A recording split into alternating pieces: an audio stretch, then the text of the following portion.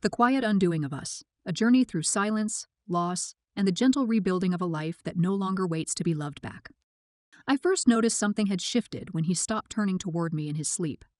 It wasn't the kind of thing you could name out loud, not with certainty. It was more a stillness, a faint disturbance in the rhythm of things so quiet that you could miss it unless you were the one being slowly left behind. Our life has always run on quiet rituals. Morning coffee was brewed before either of us fully woke up. Mismatched socks tucked beneath the bench by the door. Evenings spent in a soft silence while the television played reruns of shows we never finished. Our love never sparkled, but it was steady and dependable. That steadiness had always felt like enough. He wasn't a man of grand displays. He never brought home flowers or left notes tucked into my bag. But he showed care in smaller ways by checking the tires before my long drives, replacing flickering bulbs before I noticed them, and always making sure my favorite snacks were in the cupboard. I held on to those acts as proof that there was something firm beneath the quiet. Proof that we still mattered. But the routines began to feel thinner, less anchored. He was still there, technically. His shoes remained by the door, his jacket still hung on the hook. Yet there was something vacant about the way he moved. He answered my questions, but didn't lift his eyes from the glowing screen in his hand. He started leaving meals untouched, the steam from his plate curling into the silence. I stopped asking about the late nights at work because the truth had already started to form in the background of my thoughts, and I wasn't ready to hear it out loud. One night, I caught a glimpse of his phone lighting up on the nightstand. A name I didn't recognize blinked across the screen, punctuated by a small, harmless-looking heart emoji. I didn't ask. I didn't even flinch. Instead, I walked to the kitchen, filled a glass with water, and stood in front of the window, staring at nothing. I told myself it could mean anything. I clung to the idea that maybe I had misunderstood, but the doubt became louder with each day, swelling until it drowned out everything else. He began leaving the house earlier in the mornings, coming home later. His wedding ring disappeared. His excuse was unconvincing. A simple itch, he said. I saw the smile he gave his phone, the kind of warmth that used to belong to me. I stopped setting the table for two. I stopped glancing at the door when I heard footsteps. I stopped waiting for the sound of keys in the lock to mean something. At first, I expected to cry, or scream, or collapse beneath the weight of it. But none of those emotions arrived. Instead, a strange quiet overtook me, like waking from a dream you no longer wish to remember. I still made the bed, folded our clothes, and paid the bills. But I did it all from a distance, as though I were watching someone else live my life. Then one rainy afternoon, the truth presented itself with a cruel kind of grace. I was walking near his office when I passed a small cafe. Through the fogged window, I saw them. She was young in the way that made your stomach twist. She laughed at something he said, her hand reaching out to smooth the collar of his shirt. He didn't pull away. I kept walking. I didn't pause, didn't look back. It wasn't anger that took hold of me. It was something softer, more painful, a quiet grief for something that had been fading long before that moment, like realizing the stars had dimmed only after your eyes adjusted to the dark. That evening, I stood in the shower until my skin turned raw. I lay beside him in bed and listened to the familiar rhythm of his breathing. I wondered if he noticed the distance between us, if he remembered the way we used to curl toward each other without thinking. The next morning, he asked if I needed anything from the store. I said no.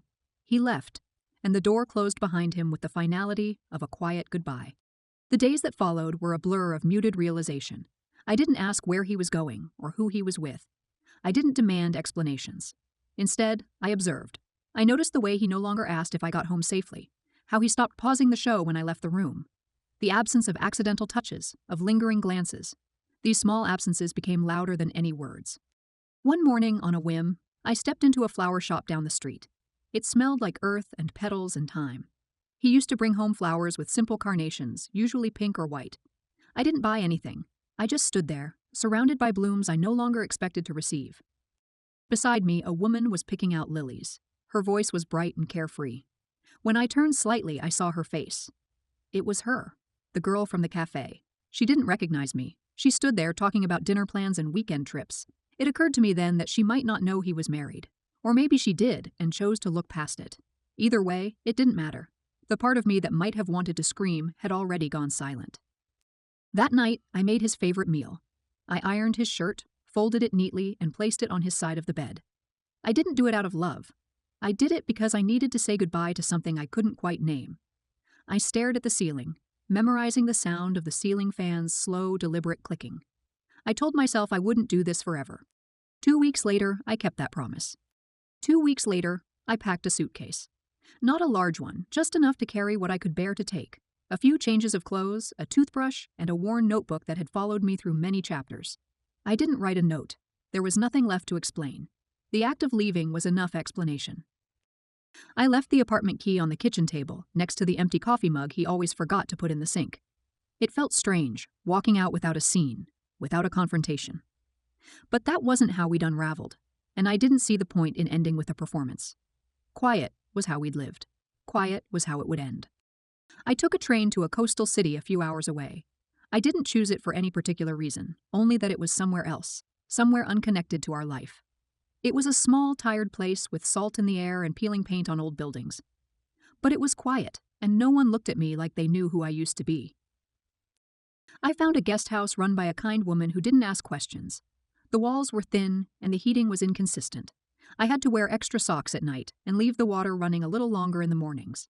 But I didn't mind. The small discomforts reminded me I was still alive. Each morning, I walked to a little bakery near the harbor. The bread was always warm, the coffee strong enough to wake the parts of me that still felt heavy. I sat by the window, watched gulls float over the waves, and let the wind sting my cheeks. Some days I cried without reason. Other days I felt an unfamiliar sense of calm, like something inside me was rearranging itself. I found a job at a used bookstore tucked away on a quiet side street. It didn't pay much, but it filled my days with purpose. I liked the way the dust caught the light through the old glass windows.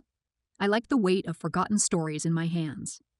No one there asked about my past. I was just a woman who shelved paperbacks and brewed tea in the back room. In the evenings, I started writing again. Nothing structured, just thoughts, impressions, things I hadn't known how to say out loud before. I wrote about the silence in our home, about the night I saw them in the cafe, about the moment I decided not to be angry anymore. The notebook slowly filled with fragments not of a marriage, but of a life beginning again.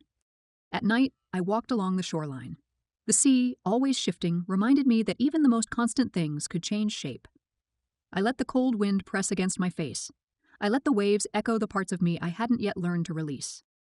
One afternoon, while sorting books in the back room, I found something unexpected. Tucked inside a travel journal was a photograph worn at the edges, faintly curled. A man stood on a bridge, smiling toward the camera. I stared for a long moment before I realized it was him. Older, thinner, alone. There was a stillness in his expression, as if the smile didn't quite reach him. I didn't feel shocked or sadness, just a soft understanding. He had gone on with his life as I had gone on with mine. Maybe he'd moved on, maybe not. Maybe he'd thought of me in quiet moments, maybe not. It no longer mattered. The weight of that chapter had lifted. Time became difficult to track. Days blurred together, smoothed by repetition. The seasons turned. The sea grew colder and the sky shifted colors in new ways. My hair grew longer, my skin, once always tired, began to glow again. I moved through the world more gently. I thought of him sometimes. Not often, and not with longing. More like the way you remember a song from a different life. Familiar, but distant. I didn't dwell on what we had lost. I only hoped in some small part of myself that he had found what he was looking for, even if it hadn't been me. I learned how to be alone. At first it was hard. The silence in my room felt too wide, the emptiness beside me in bed too loud.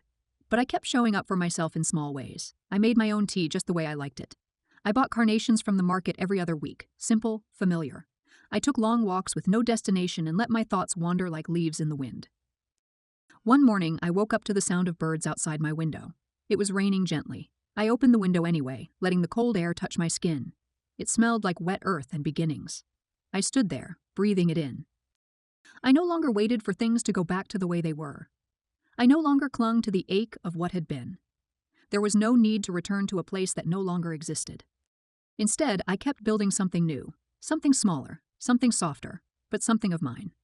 Sometimes I walked down to the shoreline without a coat, letting the wind and mist tangle in my hair. I watched the horizon and let myself feel whatever came. I was learning not to rush the healing, to let it arrive in slow, imperfect waves. And when the rain came, I didn't reach for an umbrella right away. I let it fall on my face, steady and soft. It didn't feel like sadness. It felt like a presence. I was still here, and that was enough.